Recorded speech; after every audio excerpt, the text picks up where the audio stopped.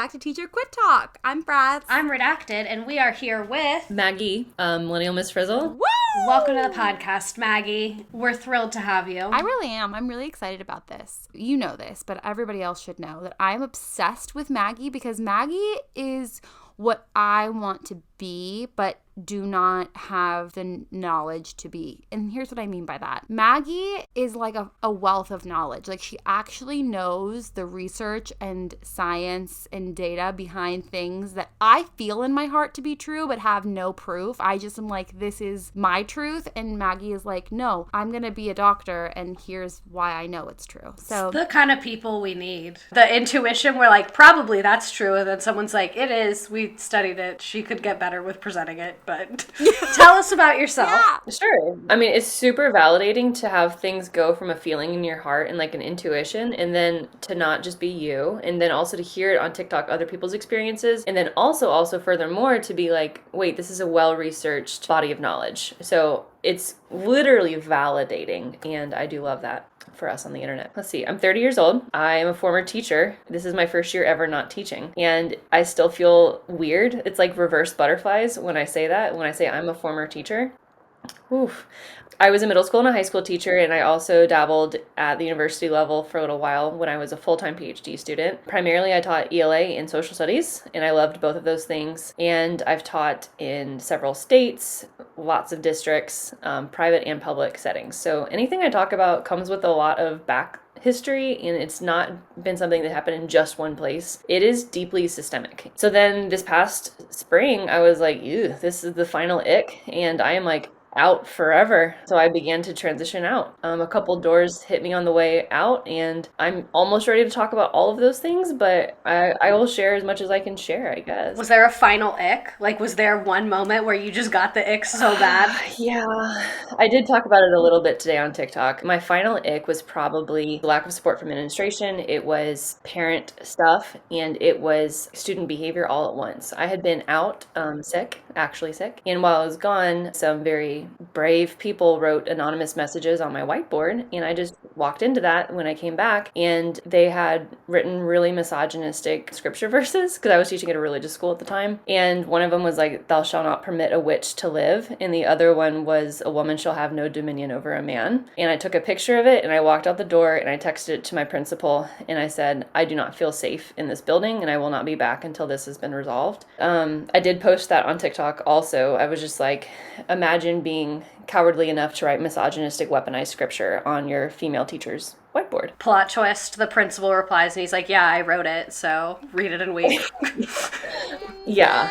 I went and I sat in a cafe, and I applied for jobs, and I just rehashed my entire vision for my life. And I was like, I can't be in a building where a student thinks that they can do that. It wasn't just that kid. It wasn't just that building. It's the whole thing. It could have been me as a science teacher. It could have been me as an ELA teacher. It could have been a banned book. I don't know what it could have been, but that was the other shoe that finally dropped. And I was like, this is not a safe place for teachers to be teachers anymore, because I knew everything that was going to happen after that. I knew it was going to happen. And I was like, I'm just done. Yeah, I mean, like, if they feel comfortable enough to write that on a teacher's whiteboard in school, why? What is it about the environment that enables students to feel comfortable doing things like that? Especially at a higher grade level, because I think it's like with younger kids, I think they're really testing their boundaries of like what things are appropriate in what settings, and they're still trying to navigate differences between like home, school, the grocery store, and like how you act different in different places. But at a high school level, like, or even like a middle school level, like, this is not your first rodeo, my friend. Like, this, you know that that's not what we do here.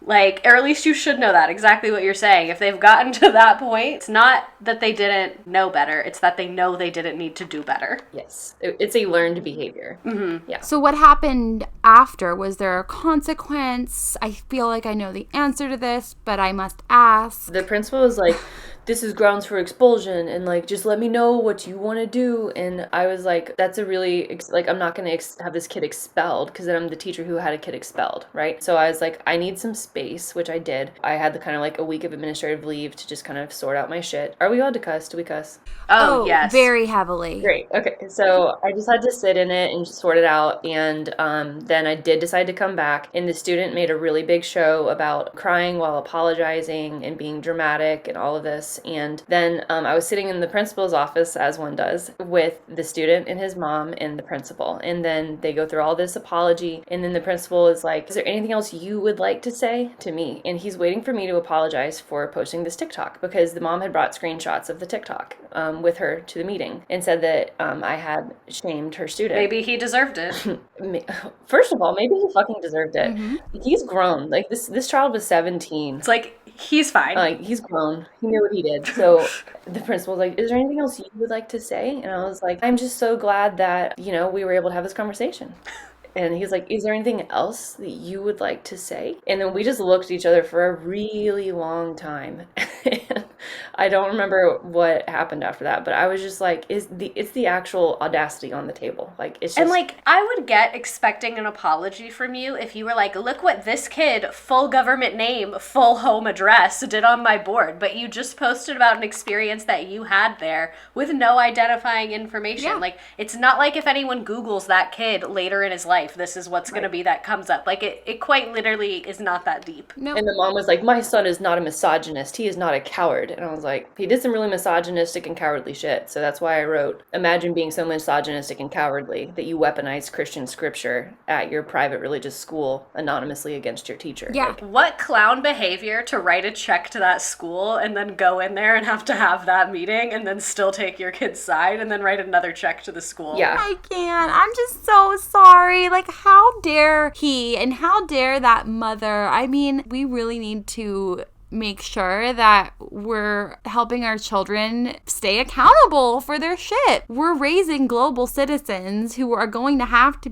be in the world, and we all mess up and we all make bad choices. I mean, I've never weaponized scripture against my teachers. It's never too late. Day ain't over yet. No, but like, that's the moment where you help your kid make a better choice before it becomes something where it is Googleable. That's not going to follow him, but what choice is he going to make on the internet? What choice is he going to make in college on some message board? You just never know where it's going to go. So I'm just like disgusted that she wouldn't do the right thing there. Also, woman to woman, Yeah. Yeah, Because like, her son holds that belief and lives in her house. And she's like, this is not who we raised him to be. And I was like, I well, think it is. It's who he is. So you kind of flopped, I guess. I love when parents say that. The evidence has said otherwise. Who did? Somebody broke into your home and raised your child to be a misogynist. It was me.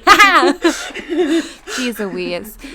Sometimes if we don't laugh, we cry, but I don't mean to minimize your experience.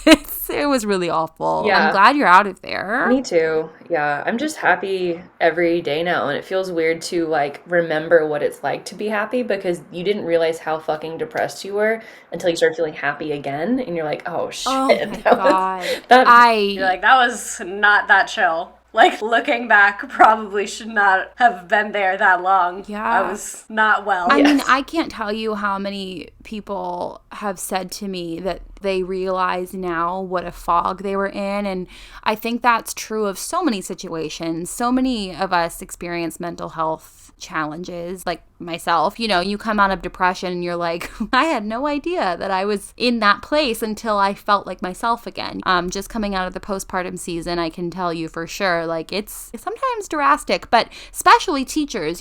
We've had a guest on here who likened it to being in an abusive relationship. I've seen TikToks of people comparing just the way that their face looked or their body looked. You're hunched over, you're minimizing yourself, your skin, your hair are not their best because you're not taking care of yourself. Like, you just don't look like, you look like a shell of a person when you're in that space in school. And then you come out on the other side and you're like glowing and taking up space and your posture is improved. Like, you can just see the difference. So I'm sure so many of our listeners, like, that resonates with them. I think like a lot of the conditions situations of teaching like make you look shitty, and I mean that with all the peace and love in the world, because like a lot of times you're not getting enough sleep, you're not drinking enough water, you're spending large amounts of time being very physically active but not in an exercise way, in like a bad for your body way. You're spending a lot of time looking at a screen, especially with lesson planning, things like that. Like there's so many elements of the job that like with a lot of jobs are that way, but a lot of shitty jobs exist in the world, unfortunately,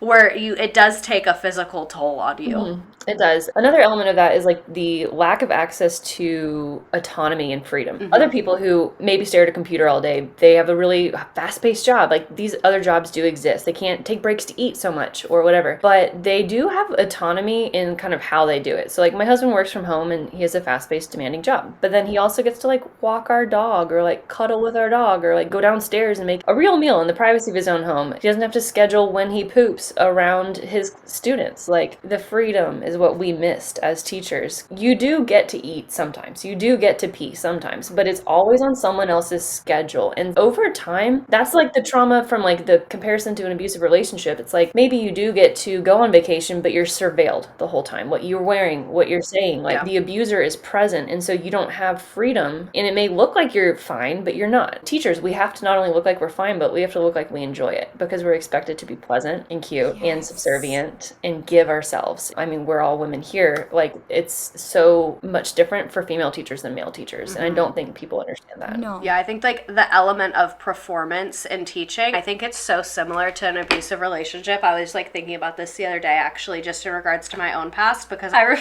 was talking about how when I was in an abusive relationship, I used to have a Baja Blast every day. And that was like my one moment of peace, was my Baja Blast.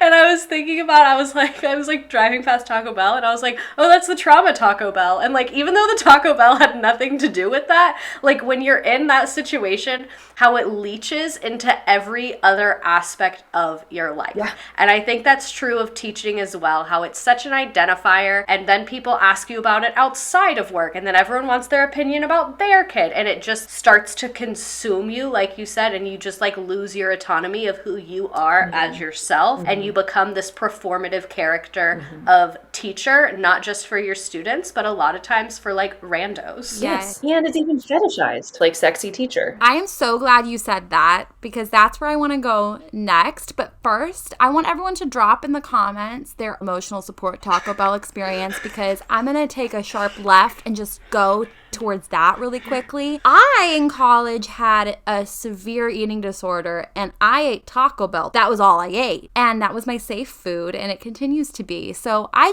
think we all can relate. Taco Bell will carry you through your darkest times. Like when no one is there for you, even yourself, you know who's there for you? The bell. Always. The bell. Let us take a moment just to bond in that human experience. Shared trauma. Yes, but I'm so glad that you brought up the fetishization of teachers.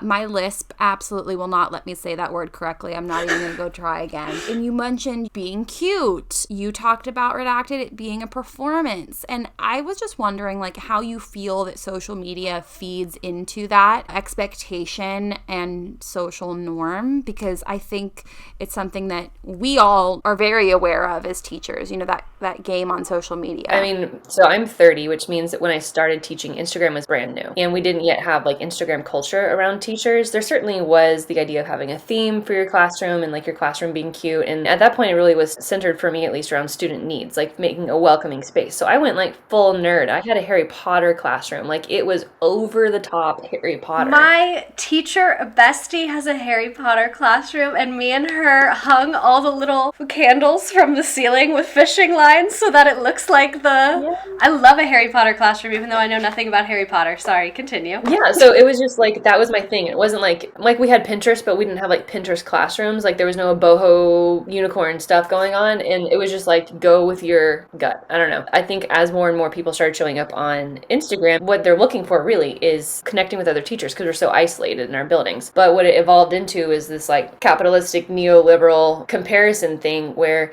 you've got people who are walking into a space and they may like at their heart be feminist, they may be collaborative, they may be showing up for the right reasons, but then it begins to escalate. And then we re-enter this game of comparison where you can buy things and create a persona so that the appearance of it is that you are enough.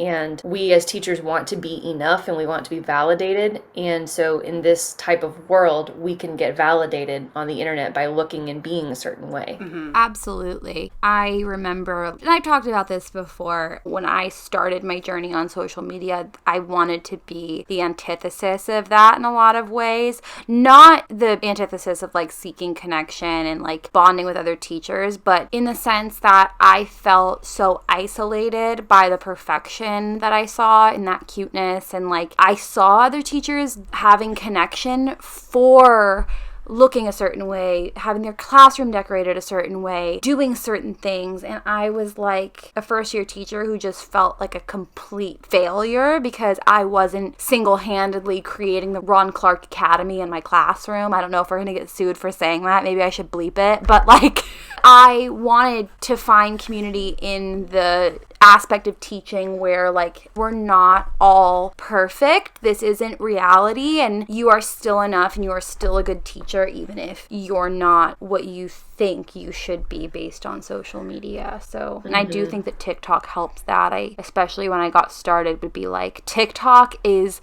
connection, authenticity, and Instagram is isolation and perfection. And like I've since softened my viewpoint. Like I definitely have gotten off of the like Instagram is evil. Like I've gotten off of that. But I'm on a big tirade to make Instagram casual again. I miss when everyone just posted like a picture of a Diet Coke with the Valencia filter and like it got like 4 likes. I think we need to return to that. What are reels? What's an explore page? What is a story? No. Yeah. Back to basics. Yeah. Give me the Valencia filter. We were this generation of like we had Tumblr and then we had MySpace and then we were like, what if we did both of them at the same time on Instagram? yes. But we can't HTML code our backgrounds. Unfortunately, at work, I have to HTML code, and when they hired me, they asked if I had any experience, and I had to look at them and say, yeah, from doing my Tumblr page. Absolutely. I want to hear more about, like, because you have worked in multiple grade levels, multiple schools, multiple districts, and we haven't had a ton of people on the podcast that have had that experience.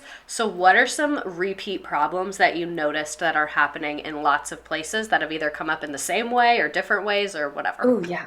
I would say a common thread is there are no consequences anywhere for anything. Like everything can just be vanished or brushed away or being like, that's not a big deal. Like kids who are like violent at school, like, and I'm talking like middle school and high schoolers, like people who have violent tendencies or are going to be soon, nothing ever really happens. Or chronic supply shortages. Like making copies is a really universal way to discuss this. I've had schools where you had to bring your own paper to the copier, but they distributed the paper to you, but you got it rationed out like 1 ream a week. And this is when I was teaching 120 students social studies. You can't do a fucking DBQ with 1 ream a week. Like I had to request special paper for my DBQs and they were like monitor it like it was, you know, sugar during World War II. What a reference. No, because that's literally the perfect reference, because they literally used to give people little ration books and the government would be like, bitch, what are you using all that sugar for? Why'd you have 2 bags this week? Next week you could have 0 bags. Tell the people what a DBQ is. A document-based question. So, for example, discussing the role of the Treaty of Versailles. It's like a lot of like, there's actual historical documents and you have to distribute these per student because they have to mark them up and you have to write essays and analysis and you have to teach the whole process. And like, I used probably 70 sheets of paper per kid. And it was a several week thing, of course, because it was 6th grade, but like the scarcity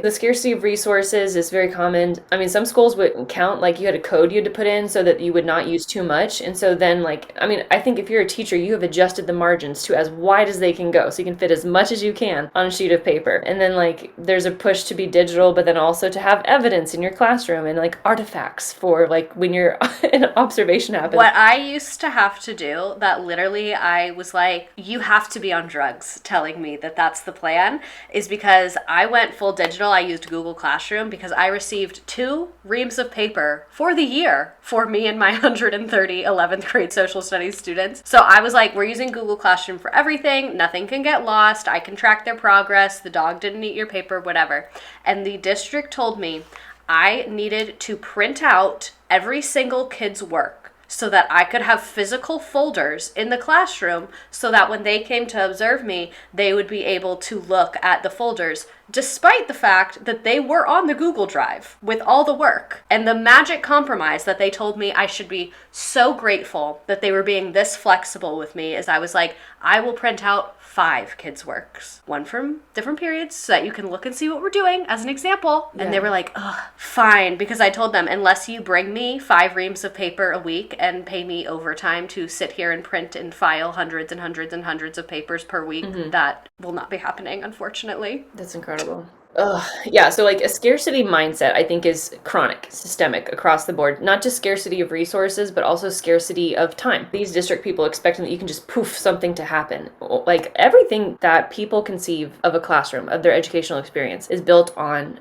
the overtime of teachers, the unpaid labor of women, especially. Like when I was close to quitting my last job, I joked with my husband. He was like, "Are you ready to go?" Because I was just walking out with my coffee, my keys, and my phone. And I was like, "Yeah, my new thing is I just walk in like a man and I walk out like a man. Like I just bring myself in the building. I love that. Just do it like a man." No supplies, just vibes. Because women that are in the teaching field will literally walk in with like a suitcase and 3 tote bags per day. Yes. And then walk out with a different variation of said bags. Me being in that position many times. Oh, I loved a good bag. Couldn't have enough bags. Honestly, your strategy of teaching like a man, maybe that should be the new union strategy. You know how we had another guest on, I don't remember who it was or what they were talking about, but I just remember they said that they weren't allowed to strike, so instead of striking, everyone was only going to work their contract Bitch, hours. that was me. You? I said, was that you before you said it, okay?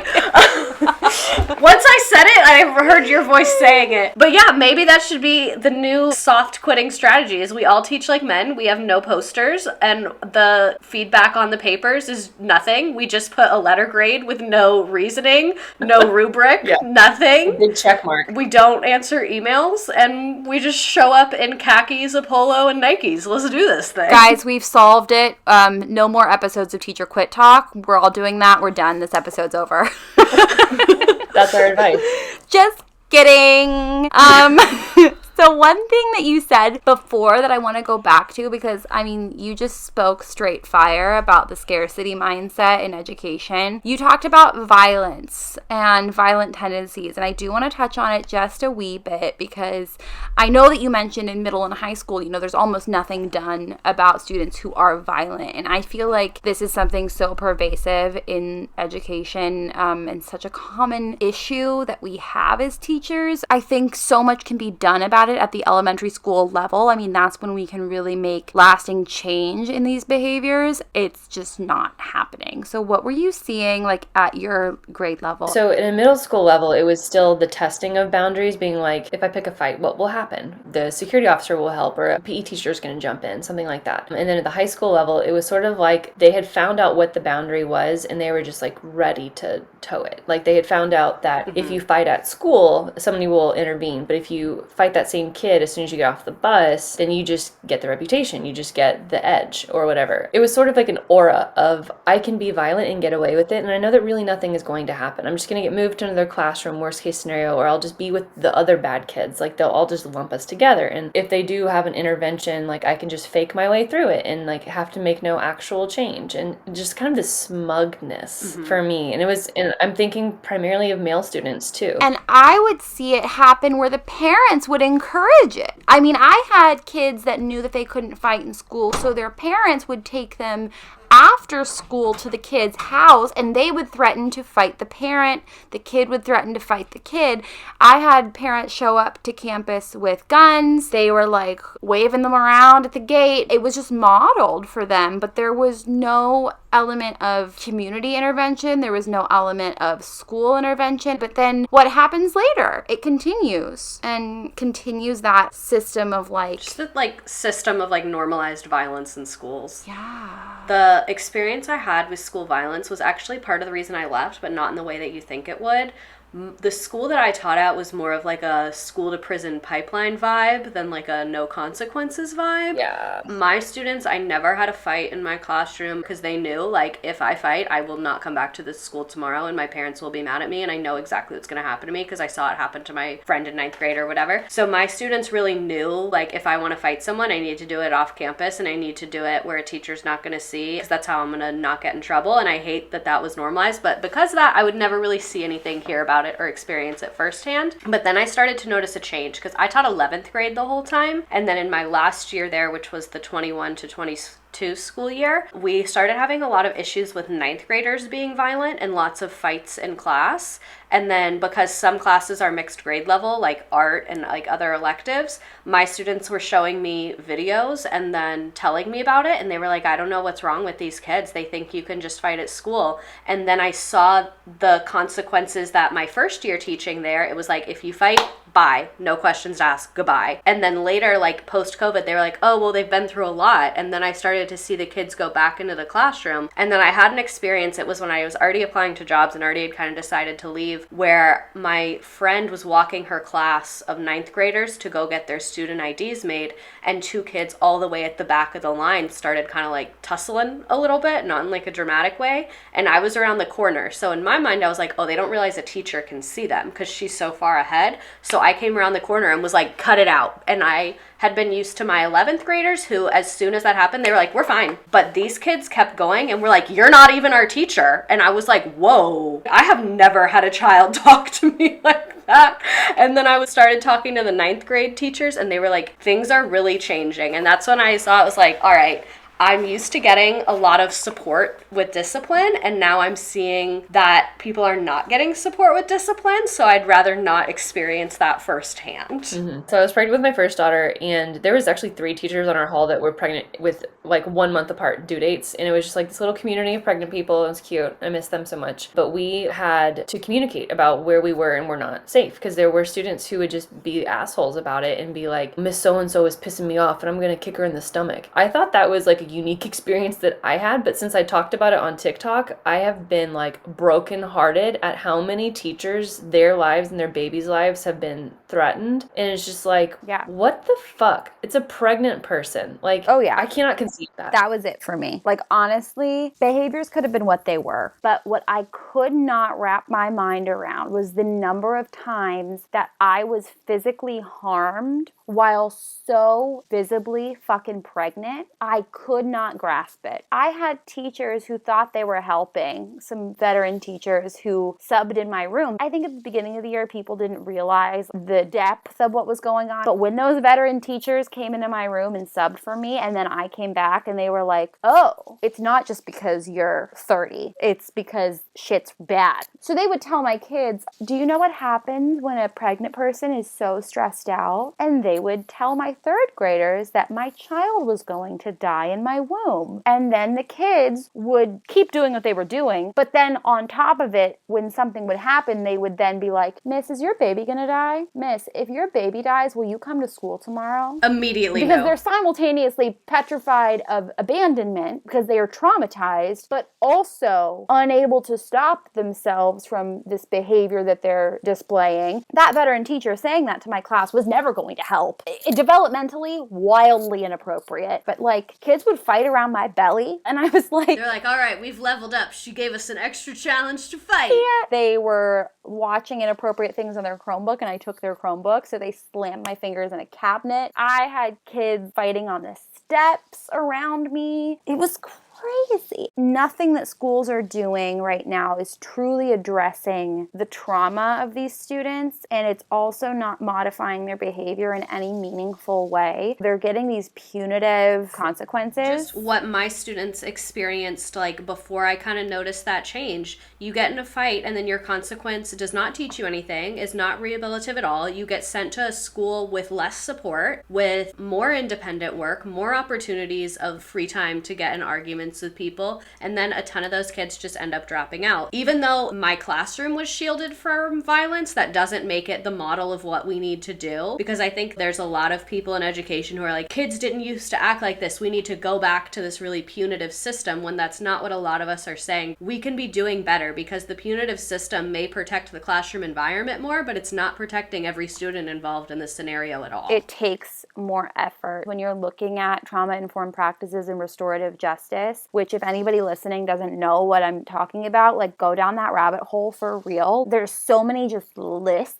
it's a great place to start. I don't know what you feel, Maggie, but so much of what we're seeing in schools could be fixed if we just take the extra time to do behavior modification that's going to address the issues rather than squash the behavior. Suppression is not rehabilitation. We're not healing anyone. Like the consequences we're doing, if we're even doing them, they don't cause healing. They just shift away from the problem and kind of just like put a band-aid on it. I mean, the hard question we're building up to is that our schools are organizationally flawed. If you are in a building with 1,000 people, 2,000 people, class sizes that are unsustainable, you don't have time to do curriculum, much less restorative justice. That is a very emotional labor. It's a very skilled labor. And if we can't even execute our daily tasks, how can we execute something so complex? Yeah. When I was put in the 3rd grade classroom, I was hired specifically for my background in restorative justice, in restorative practices. I mean, it's something that I'm very passionate about. However, I think there are principals and administrators who hear that and say, oh, this person's going to fix all of our problems, when it has to be a cultural shift of the school. It has to be throughout every classroom. It has to be in PD. It takes time and it's emotional labor, like you said, but there has to be buy-in from those teachers who are from the 90s and remember being able to push a kid. It also takes staff. Yeah. I feel like that's one thing that often gets overlooked is like they'll hire someone like yourself that has this great experience, but no matter how skilled you are, you cannot effectively do restorative conversations when you're watching your entire classroom by yourself. No. Like if you're not going to create the conditions for this to happen, like I would have the same thing of build a relationship. And I was like, can someone watch the other ones so I can build? Right. When am I going to build this relationship? Right. Hello. I mean, we're only one person. I can't do it if you give me 12 kids on behavior plans. You can't look at someone and say, oh, they have this background. They know what to do. Let me give them everyone who I think they could help. That doesn't work. And we're not ready for that conversation because we get funding into public schools when we pack those fucking classrooms. We underpay teachers and we rely on free labor to get shit done. Like it would take such a systemic overhaul. And this kind of gets closer to the question of like, what would it take to come back? I would have to be able to walk back into a healthy system. There are countries where there are no school shootings, where you don't need to heal from trauma because you didn't have trauma in the first place. Right. There are countries where this is happening, where teachers are paid appropriately, where students are in buildings that are designed for them. They're not just hand-me-down old shitty stuff from the 60s. Like it is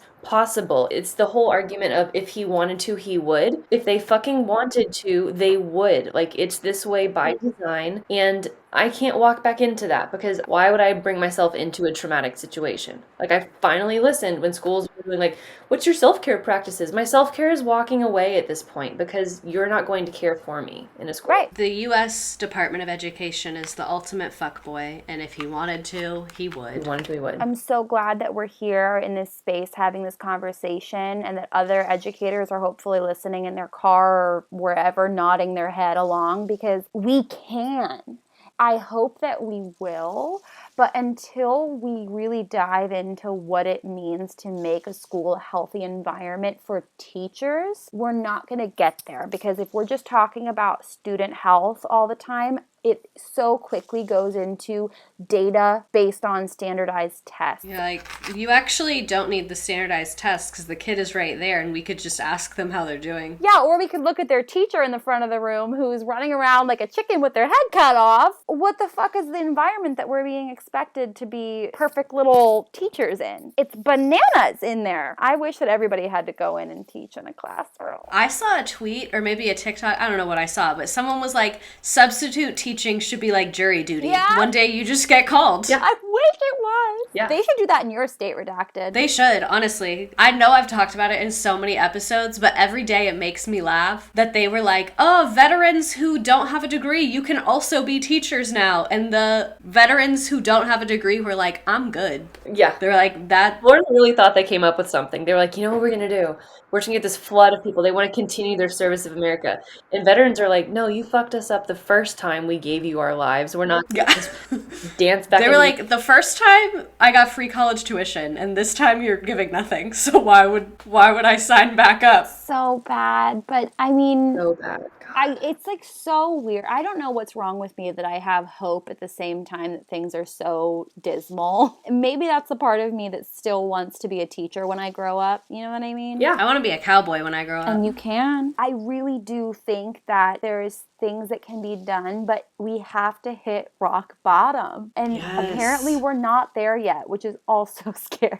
You know that scene in Bridesmaids where the mom is like, you just have to hit your rock bottom. This is your rock bottom. It's only up from here. And then later she gets fired and loses her apartment and moves back in with her mom and is like, so that was actually not the bottom. That's the U.S. education system right now. Yeah. How low can you go? Oh, always lower, it turns out. I was just wondering, Maggie, what you think. Where do we go? What do we do? Yeah, I got a little timeline. Whenever I talk about this idea on TikTok, people go, oh, you're a doomsdayer and a naysayer. And I'm like, yes, that is correct. You're in good company here. You're like, and I'm right. Yeah. What else are we listing? Yeah. So here's my doomsaying and naysaying is that we have another massive wave at the end of this year of teacher resignations. And then in the coming 2 to 3 years, the people who normally would have stayed past the retirement eligibility age, they're like, fuck this. And they're leaving the moment they can. And at the same time, we're not replacing them. Gen Z has read the room. They understand that teaching is not a field to go into right now. So they're not going to enter teaching. And so we're just going to have poor little millennials and Gen X trying to like carry this sinking ship. And what's going to happen is we're going to be forced to go to like auditorium style learning, kind of like some people experienced this during the height of the pandemic, like Chromebooks and zombies is what's going to happen. The people who have the resources to do so will pull their kids out of school and enter this privatized world where they're also going to find out the grass is not greener on the other side. That shit is unregulated. That is like TJ Maxx essential oils. Like it is just not a good place to be in. It's at best equal, also worse. And then that's not going to go so well. That's going to shift into the Chromebook model. And the people who are teaching online, that stuff's going to be recorded. And there's already AI in Asia where they're using an AI teacher. It's a real person, but they're creating simulations for her engagement. We're just kind of going to slide down that slope until enough parents, it's going to have to impact parents. And parents are going to be like, my kid is not prepared for life, not for the workforce, not for anything. And once parents start making a scene, that's the only time terror will trickle up and then money will start to trickle back down. And I don't think that's going to happen for 5 to 8 years. That's when the bells are going to start ringing and then policy change can't happen for another 3 years after that. So I'm saying like a decade from now, the tides might turn, but it's not looking good. Not looking good at all. I have a very similar doomsday timeline. Mine is all the way the same, except I think my doomsday is actually worse. So everyone buckle in. I don't think parents will be enough because our government will only care about wealthy parents. And at the end of the day, wealthy people will always have access to high quality education for their children. I think it will take a mass illiteracy crisis that is affecting companies' ability to hire enough employees, where we have a labor shortage due to illiteracy, not due to lack of people. And then the government's going to have to be forced to make public schools better because so many adults will be illiterate and unable to participate in the workforce. You're right, though. The whole reason we do schools the way we do is because of capitalism. Exactly. That's the whole thing. Fuck him. That was the plan the whole time. God damn. Yep, schools are built on capitalism and around capitalism and for capitalism. And what you were mentioning about how Gen Z has seen it's not it and isn't going into teaching, I've seen that, but I've also seen Gen Z going into teaching, but with an extremely high turnover rate and using just scripted curriculum. And I think it's shifting to that model as well. Well, because what else are you going to do? Like, you're a new teacher in this insane environment. Yeah. And you have to lean on scripted curriculum because... Well, that's what I mean is like districts have such bad teacher retention that the district is requiring scripted curriculum because they're not putting in the effort to train their new teachers to write lesson plans. So it's just cheaper to fire everyone every 2 years and use a script. Right, Yeah. totally. But it also is easier for teachers to use the script because when I'm dealing with my kids punching the shit out of each other and getting up and running around the classroom, and I have a kid in the corner with his backpack on his head every day, I have kids screaming at me in the front row of my rug, I have to teach, but how do I tailor my instruction to my students when I can't even get a breath? I'm drowning. Last year, I, as a fourth year teacher, was heavily relying on scripted curriculum because I didn't know what else to freaking do. Who knew this was going to turn into a capitalistic episode. I love that. Are there any other like big glaring problems that you noticed in more than one school, more than one district? Anything that like stood out to you that you want to share problem-wise? It's a really enlightening and uplifting episode. The single biggest thing is the overworking of teachers, like the forced burnout trajectory that we're on, the absolute demand that a good teacher is somebody who just empties herself. That's the single biggest thing. So I want to hear about what you're doing now, what you're up to, what you're researching, all the things. Sure. Academically, I am finishing a class that I took an incomplete in last semester when I had an existential crisis. Mood. So I just like basically ran myself into the ground and I was like, I need to take an incomplete on this. And then my professor was like, also, I'm retiring. So I'm really just fumbling my way through the dark on this. We have in academia world and PhD world, the blossoming excited student and then the phase of fuck around and find out. And then the phase after that I didn't even know existed is what's the worst that can happen? And that's my mentality now. So I'm finishing my papers for that class. And then I have one more research class. And then I start my comps, my comprehensive exams, and then my dissertation. So at this time next year, I should be writing my dissertation. And my studies are in teacher attrition, which is quitting. And particularly I study invested leavers, which is people who gave more than 3 years. A lot of them had a master's degree. They started out teaching being like, I want to be a teacher my whole life. I fucking love this. This is what I want to do. And if those people are leaving, that is a canary in the mine. People like us, if we are walking, why did we walk? What does that mean? And if the right people can listen to what that means, then we can make systemic change. I don't know if I want to fight that fight, but maybe I do. So that's what part of my research is in. And then also like I'm dabbling in teacher identity and teacher grief because PTSD and trauma is really, really, really, really real. And we need more research on that. The brain inside my skull is ready to be researched. If you want to research teacher PTSD, I got plenty. And I don't know how to research that because it's such a new thing because it's icky and taboo to talk about it because we don't want to admit that we've used and abused teachers because if there's trauma, then someone has been traumatized and someone has been the abuser. There's a lot of gaslighting going on too. And I think people think trauma and PTSD are very big words. Like, are teachers really experiencing that? And I would say yes. Oh, I'm deeply traumatized, like to the point that I talked to a therapist and I was like, but I definitely don't have PTSD. And she laughed because she literally thought I was joking. And she was like, oh, it's just literally so obvious. I thought you already knew that. And I was like, oh. Yeah, it's hard to, but it's hard to accept that. And I think it's also like comes with this weirdness, at least what I've experienced is like blaming yourself for your PTSD because you're like, I should have known to get out of that sooner. Like hindsight's 2020. Then you end up re-traumatizing yourself based on like overthinking your previous behaviors and things. Like it literally just has the hallmark of PTSD across the board that anyone would recognize that has any background in that. So I think it's just shocking that the department, not shocking, but disappointing that the Department of Education is like, me? Nah, could not be me. When like it's just, there's so much evidence. It's so much. Yeah, it's just gross.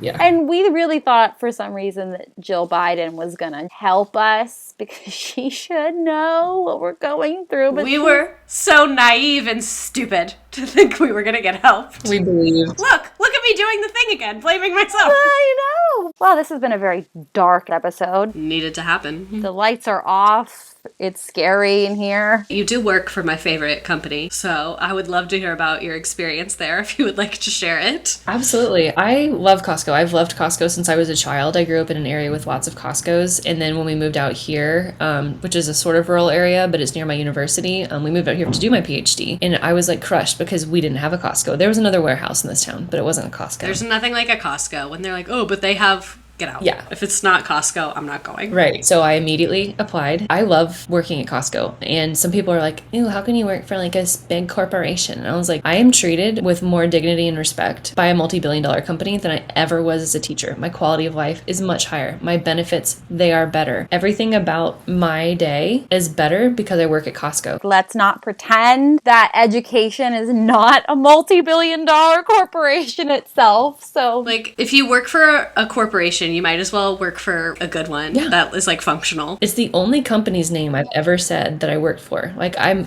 I'm vague about other details, but I will be like, I worked for Costco and I adore it. Like, if Costco asked me to work overtime unpaid, I probably would say yes. The reason we love them is because they wouldn't even ask. Right. They'd be like, your overtime pay, why would it be any different? Yeah. Thank you so much. And I do respect Costco. I have noticed Costco does have a really good reputation for the way that they treat their employees and the structures that they have in place and things like that. Costco is one of my favorite examples of like, you don't have to choose between profitability and treating your employees well, because Costco is extremely profitable and extremely successful and has some of the highest employee satisfaction rates, and employees stay at Costco for a very long time. Yeah, there's cashiers at Costco who will retire with full benefits and make $55,000 a year as a cashier. You don't have to have a college degree to do that. The general manager of my store, he started pushing carts seasonally, and now he is a millionaire. And these are people who will stop their day to help you in any department. Like, I've seen people in my building who are millionaires cutting meat, pushing carts, helping every member, knowing people by name. It's a good version of Undercover Boss, except for it's not undercover. He's just that great. I love Costco, man. Like, I just love it. It's just great. Like, it's great for shoppers. It's great for employees. We should have filmed this from a Costco parking lot. Oh my God, change your name to a Costco parking lot. I'm going to make that my alt account name. Is there anything else that you want to add? Anything that you want to share with the people before we close out?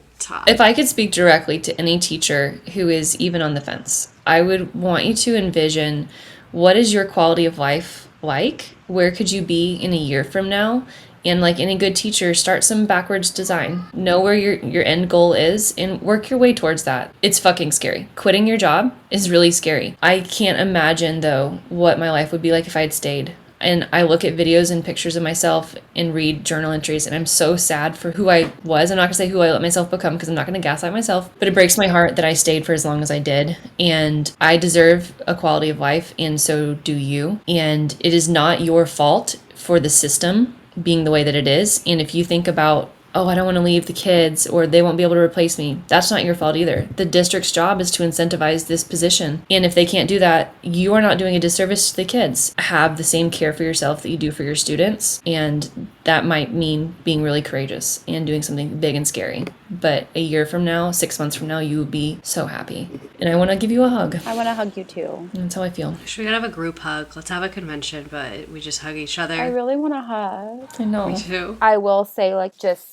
stepping away to stay home and be with my daughter, I feel worlds better. Yeah. When you think to yourself, I would be okay if I got an fender bender this morning because I wouldn't have to go to work, or I would rather have COVID than go to school today, there is something deeply wrong with that, and that is not normal thinking. Yeah. If you have ever looked over a COVID test and been hoping for a positive, like, that's the wake-up call moment. That's where you're like, let's reframe. Yes. Let's look in the mirror. I was relieved when I went into labor 3 weeks early, because it meant that I got out of teaching earlier. And they were like, where's your sub plans? I was like, my baby came early. You're like, that's crazy. Good luck. Yeah, that's so messed up. What else? Get on LinkedIn. I hate LinkedIn, but I know that it's a powerful place. Shit happens on LinkedIn, and you need to be there. Also, just on an unrelated LinkedIn note, I hate LinkedIn, but it's one of my favorite social medias to lurk on because people are fucking crazy. People are so weird on LinkedIn. Like, if you read people's posts, they're like, was just writing this email and got so emotional. I'm like, relax. Or they'll be like, every day I wake up at 4 a.m. and cold call for 6 hours before I start my workday. Like, LinkedIn is unhinged. So teach like a man, work at Costco, and lurk on LinkedIn. Those are the takeaways. Nobody can understand what a teacher is going through like another teacher, and nobody can call the shit out like teachers who are no longer in the classroom. That's why I want to have teachers on here that are not in the classroom. Because teachers who are in the classroom are like, oh, I can't say that, but I want to talk some shit. We're here and we're talking shit. Maggie, thank you so much for being with us. I loved hearing your insight, especially because you have been in multiple districts, multiple grades, multiple schools. So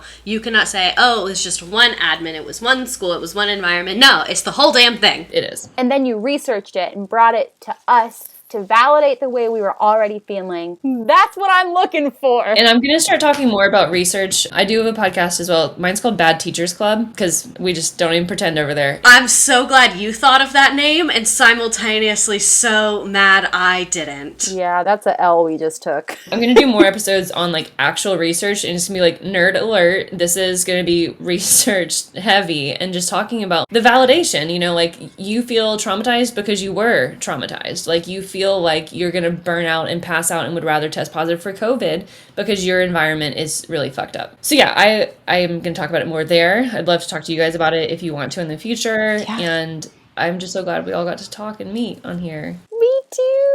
This was amazing. Thank you so much for being here. Tell the people where they can find you. Okay, so I talk a lot on TikTok. My name there is at Millennial Miss Frizz. And then I have a podcast, Bad Teachers Club, and that's on Spotify and I think iTunes. I don't know. It's on the internet. And then I don't really use Instagram, but I have that. And you can email me. I love it when people email me low-key. I will email everyone back. It's just millennialmissfrizzle@gmail. And I love talking to teachers. Check the spelling of millennial before you type it, because I definitely can't spell that word. Hit it with the voice to text, maybe. Ooh! Well, thank you guys for joining us. We hope you have a great evening or day. If you're driving to work, you'll get through it. And if you don't, we'll have you on the podcast. Yep.